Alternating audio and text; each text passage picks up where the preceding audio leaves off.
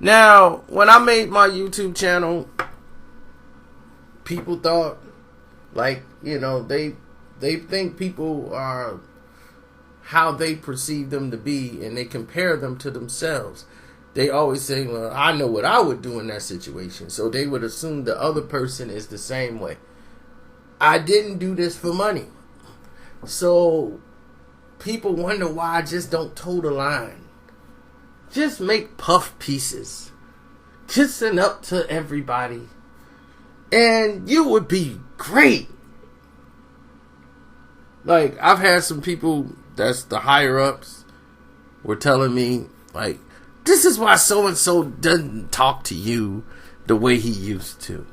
Because you're controversial. You know, it's just, you know, you just gotta be, you see, you're too caught up with the negativity. You gotta talk about some of the positive things, you know. You're too focused on the negative. You gotta brighten things up. And see, I'm like, I can't sit back and get paid for doing something without telling people the truth. I like to tell the truth. I sleep better at night. It's not that we're like somebody's lying. I'm just saying I like to get it all off my mind. So it's nothing to even worry about. We already got it out there. Rest of the world are kind of in the dark. They don't really know too much. So I take those risks. To lose my channel, have it stripped down, I take those chances every time. I've taken them many nights where a video was very close to getting me removed. I got to fight with YouTube. I got to fight with other big name companies, whether it's Fox, CBS, and I fight them. And these are the things y'all don't know about. But I take these risks because I would rather the information be out there so the public would know it. Because I feel it wasn't something that they that they shouldn't know.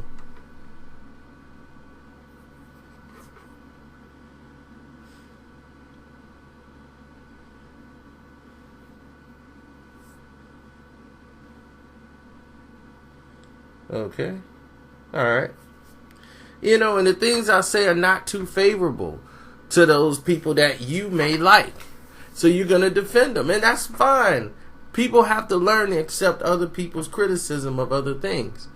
People use constructive criticism. People don't even know what that means. They don't even know how to accept it. So I get it. I don't get mad. I just tell it like it is so I can sleep at night. And with that said, these are my own personal views as to why Aaron Rodgers is not playing well in the NFL today. This is my opinion of what's wrong with Aaron Rodgers. Now, when Aaron Rodgers came in for Brett Favre, a lot of people were not excited about Brett Favre. I mean, Aaron Rodgers coming in to play the game. A lot of the Packer fans didn't like the fact that Aaron Rodgers was going to be the starter immediately without it being a backup quarterback because Aaron Rodgers was injury prone.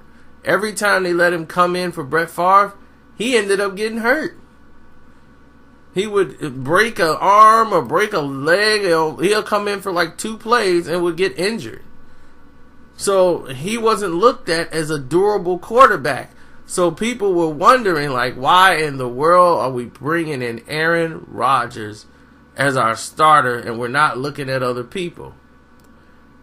So when his 2008 season came about and he actually did okay, he was subpar that year, but he still threw for a lot of yardage and still had 28 touchdowns. He had a lot of interceptions.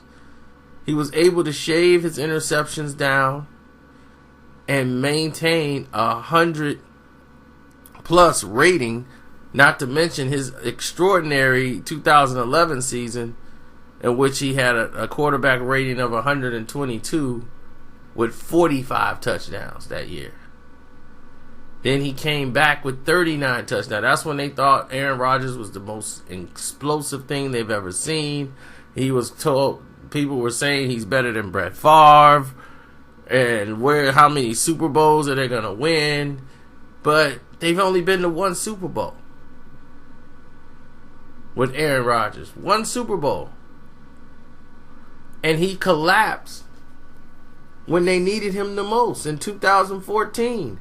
A year where he had his fewest amount of interceptions, had 38 touchdowns, but he choked when they needed him most against Seattle. They just choked the game when everyone thought they were in the Super Bowl. They blew it. And ever since that game, where they folded, things have been falling apart for Aaron Rodgers.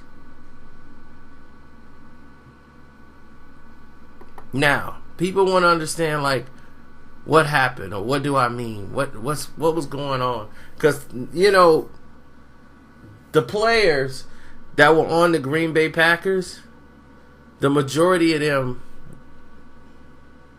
were told, this is how things work in Green Bay. They see how things are. It's about the quarterback. And whenever they make spectacular plays or go out and make great moves and catch the ball, the accolades all go to what Aaron Rodgers did to get them the ball. And Aaron is so great. But when something don't work, or Aaron make bad throws, or he throws interceptions, he doesn't have anybody. So it's never Aaron Rodgers' fault. He can't be blamed for anything. And he doesn't take onus to it. And he's very arrogant. And this is what's rubbing players the wrong way. Now, this is what's going on with Aaron Rodgers. Since people was like, it's off the field. I agree it's off the field. All his problems are mental with Aaron Rodgers.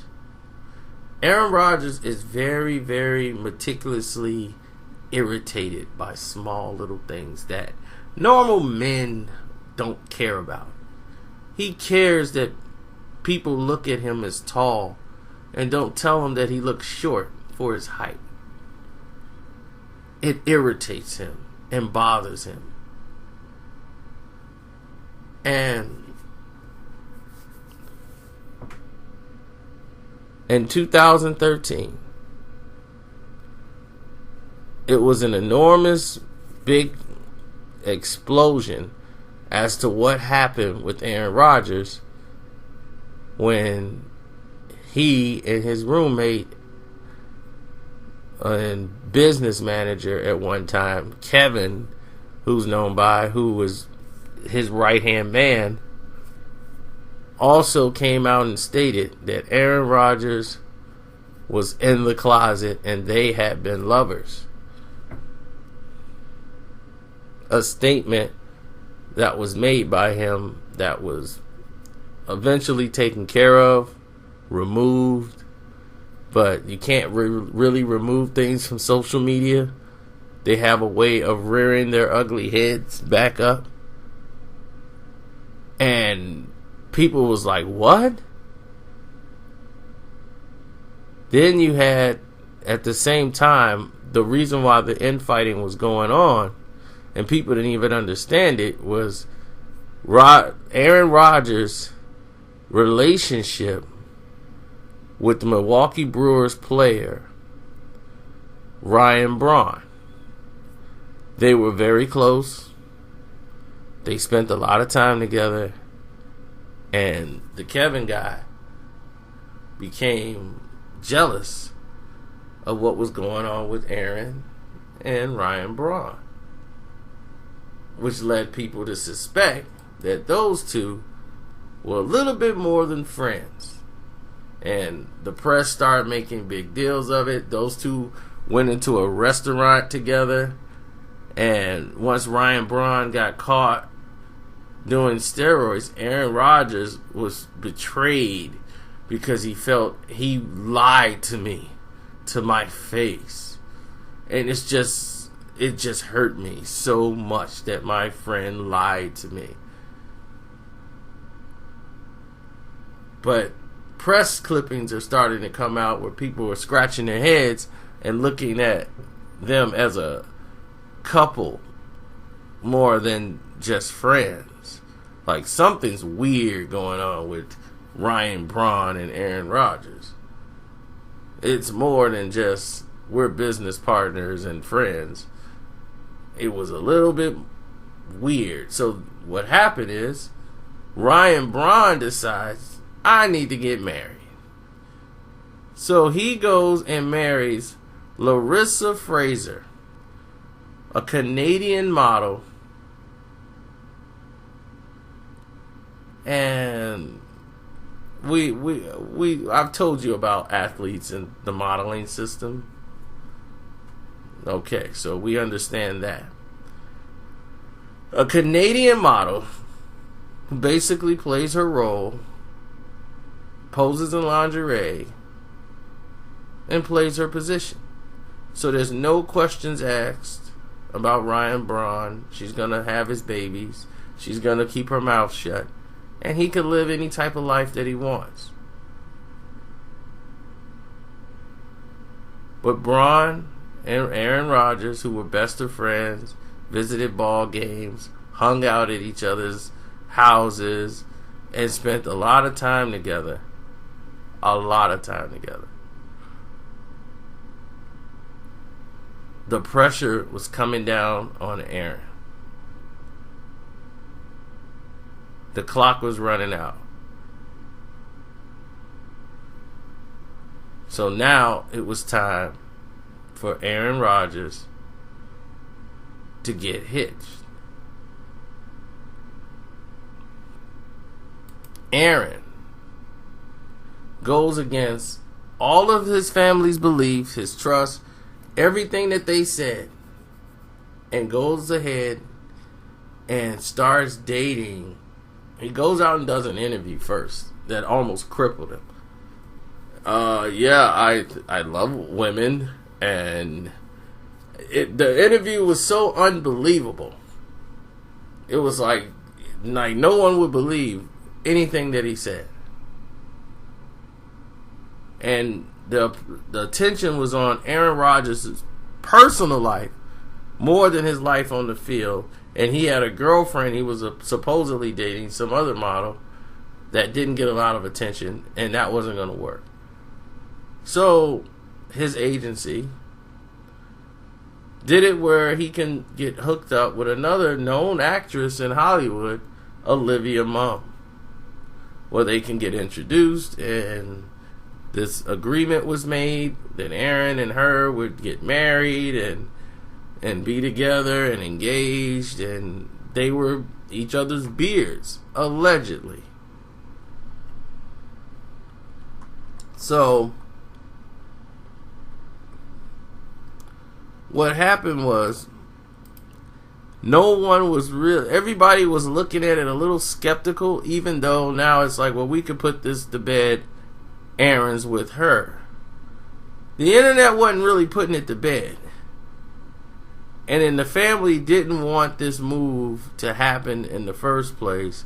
They don't really know Olivia Munn that well. So if you don't really know Olivia Munn that well, and they don't really trust her around Aaron, Aaron had to defend his situation because he felt like some of the family members betrayed his trust, and he basically cut the family off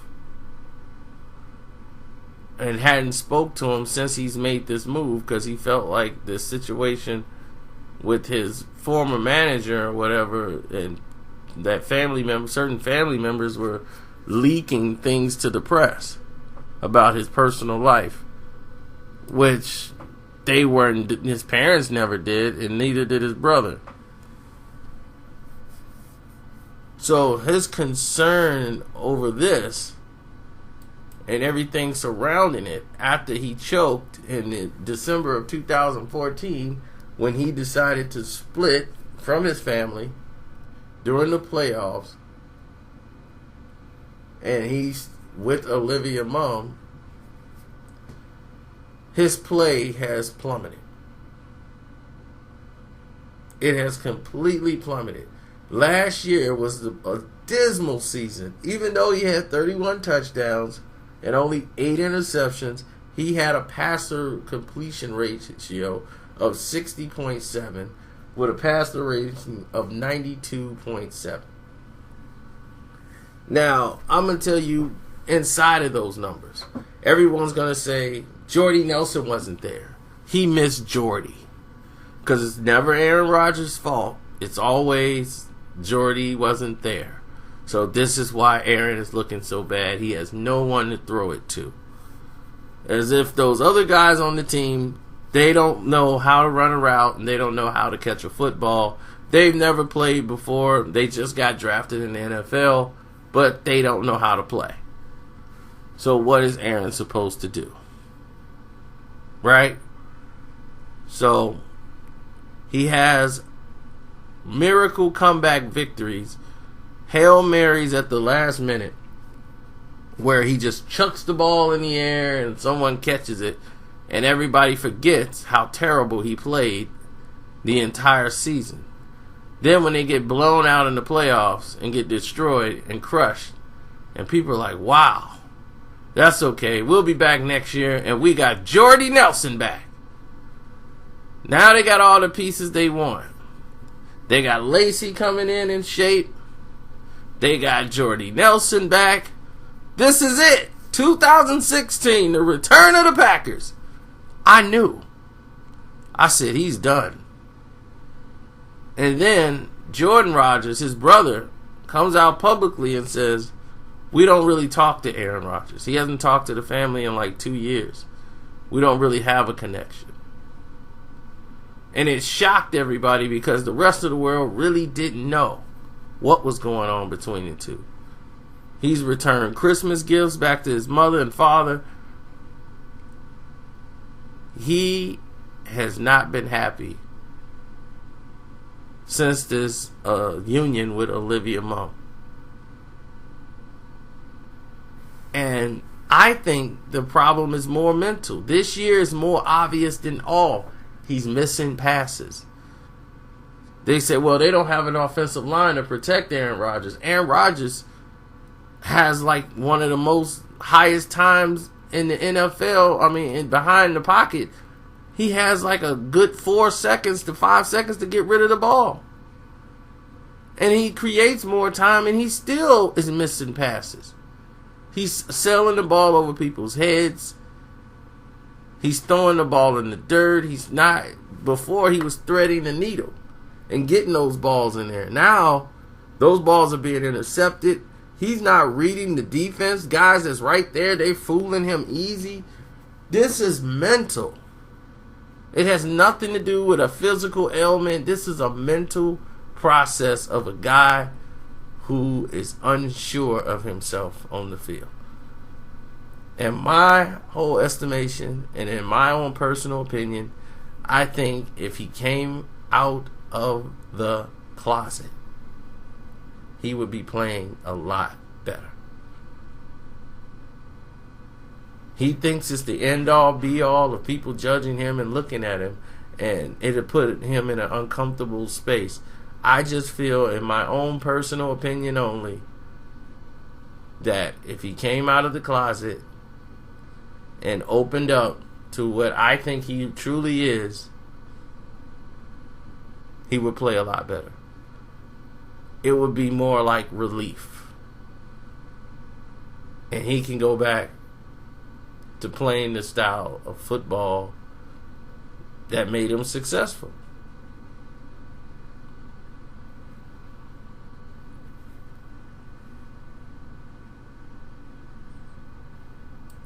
So that's my thoughts. What do you guys think? I'm out.